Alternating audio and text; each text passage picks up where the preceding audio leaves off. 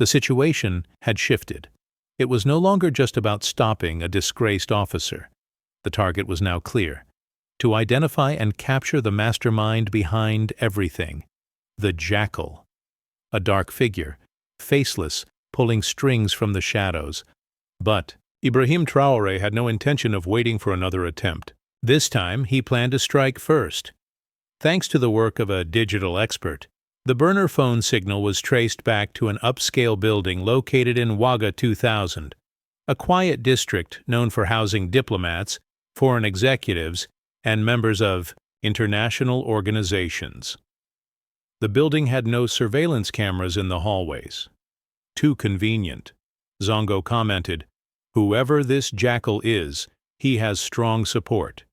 He knows how to blend in." Leaning over the war room table, Traoré responded, in a firm voice, "Then we won't go after him like soldiers. We'll trap him like a thief." He approved a covert plan. Codename: Operation Glassell. No uniforms, no sirens, no announcements. Only shadows. Men stationed around the building, disguised as maintenance workers, street vendors, or delivery men. Soldier posed as a technician and managed to install tiny cameras in discreet corners and air vents. Then, on the third day, he appeared. A tall man with sharp features wearing dark glasses, neatly dressed, always with a hat. He wasn't listed as diplomatic staff, but had a key to apartment 3B, the same one linked to the phone's only message. He never left at the same time, never used the same vehicle twice, but he made a mistake. He ordered food. "Perfect," Traoré said with a grin. "We'll deliver it ourselves." That evening, Zongo disguised himself as a delivery man. One hand held a meal bag, the other a concealed recording device. When the door opened, the man stared at him coldly. He didn't speak a word, paid in cash, took the bag, and shut the door. That was all they needed. The device had captured everything: his voice, his movements, even the background sounds. The recording was immediately analyzed by a voice recognition system. The verdict was final: Alexandre Morel, a former French intelligence officer, officially retired, yet still operating within the shadow networks. In those circles, he was known as the Keel. He was the one, the man who had ordered the president's murder through a simple cup of tea, but arresting him would be no easy feat. He had no diplomatic status, and a public arrest could cause an international crisis. If they searched too early, he would vanish. In seconds, he likely had several escape routes already planned. Traoré paused, then said, "Let's give him what he wants." Zongo raised a brow. "Sir? We'll let him believe I'm organizing a private dinner. Very selective. He'll make another attempt." Zongo nodded slowly. When the day came, the trap was ready. The president announced a discreet dinner at the presidential villa. No press, no public invitations, just a few carefully selected names. The news spread subtly, just loud enough to reach the right ears. The surveillance team didn't see Morel leave his apartment, but his phone, a new burner, was activated again. A message circulated across the city. It clearly signaled another attempt, but this time Traoré wasn't the true target. He was already inside the palace kitchen. The entire catering staff had been replaced by counterintelligence agents disguised as chefs. Every dish, every glass, every spoon had been inspected, labeled, secured. Microphones were hidden everywhere, under the table, in the flower arrangements, even inside the salt shakers. At 7:30 p.m., the dinner began. 4 hand-picked guests sat at the table, all loyal, all alert. Traoré sat at the end, dressed not in uniform but in a modest traditional tunic. "I didn't want to look like a target," he would explain later. Zongo, meanwhile, was watching from the control room. Cameras, microphones, thermal sensors. Nothing escaped his attention. "No movement from 3B, he whispered. "Everything's stable." Then suddenly, a server entered carrying a tray of drinks. Zongo frowned. "Wait.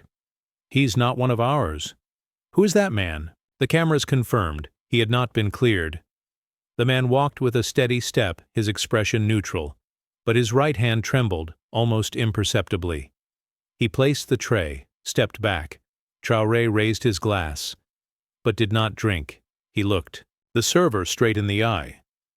"Care to share a drink with your president?" The man hesitated. Traoré rose calmly. "You've been running for a long time, Alexandra, but this time you slipped up." In an instant the room shifted. Chairs scraped. Guards rushed in. The server tried to pull something from his sleeve, a thin needle, clearly poisoned, but Zongo was already on him. He tackled him to the ground with force. "No weapon," said Traoré as he approached. "Just poison again." He knelt down. "Did you really think the same trick would work twice?" The jackal lifted his gaze, his face twisted with rage. "You've made enemies you'll never be able to fight." "I won't fight them," Traoré replied. "I'll outlive them." Then he gave his orders. "No press, no articles. Make him disappear tonight. To the deepest cell we have. This isn't a show. It's a message." All across Ouagadougou, the night seemed peaceful. Nothing looked out of place. Yet something enormous had just happened. A second assassination attempt on the president had failed. And this time, the man behind it, the jackal, had been caught, neutralized, silenced. But Ibrahim Traoré knew it wasn't over. It wasn't just about poison or politics. It was a warning. Someone, somewhere, was willing to kill for power. But now that someone knew something vital, Ibrahim Traoré would never again drink from a cup without knowing exactly what it held. And the silence after the storm echoed louder than the storm itself. No official statement was made. No image leaked. The man known as the Keel, the shadow behind the poison, was locked in a place so deep the world would never hear from him again. Still, Traoré stayed alert. The threat hadn't disappeared. The next morning he sat alone at his desk. He held the same ceramic cup from the day before. Washed. Empty, but still heavy with meaning. He thought of the young soldier who had unknowingly carried death. Of Konaté, once a man of duty, now a captive. And of the people, the millions, who had placed their trust in him, never suspecting how many times he had danced with death. There was a knock at the door.